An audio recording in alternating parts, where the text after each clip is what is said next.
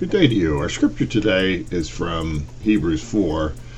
And grace is the free and unmerited favor of God is manifested in the salvation of sinners, and it's a bestower of blessings. And grace distributed from the exact throne of God is never ending, and it is all sufficient.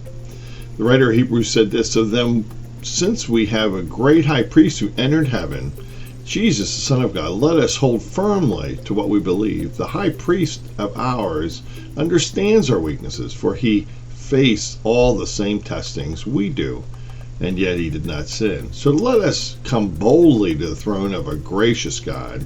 There we will receive his mercy and will find grace to help us when we need it most." You see, grace gives us confidence. My name's Pastor Jim Wallace. I'm with Crossroads International Church.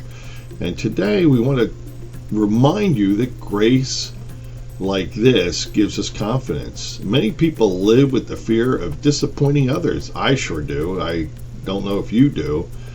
Who worse to disappoint than our Father and Creator, God Himself? It is easier to cower and hide away that we've fallen short of His calling, and we feel condemned, and it is difficult to approach God's throne at all. Nevertheless, even confidently, I struggle with this. If you have any element of low self-esteem, you can imagine it. If you've done something wrong, it's very hard to even pray.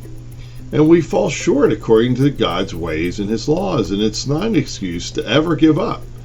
It's a justification for God's grace. No matter how many times we fall, no matter how many times we return to that sin, God's grace is there to cover that. And God knew when sending Jesus to the cross, it's the only way to fully achieve retribution. So that why? So His grace can win. Jesus experienced our lives and our struggles, and He understands, and He empathizes with you, and yet we don't always embrace that. You have to realize you've received forgiveness through what? Through the grace of God.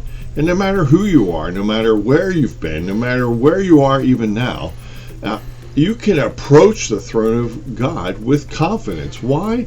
Because you have a mediator that knows your lives and knows your struggles. Why? Because He experienced it.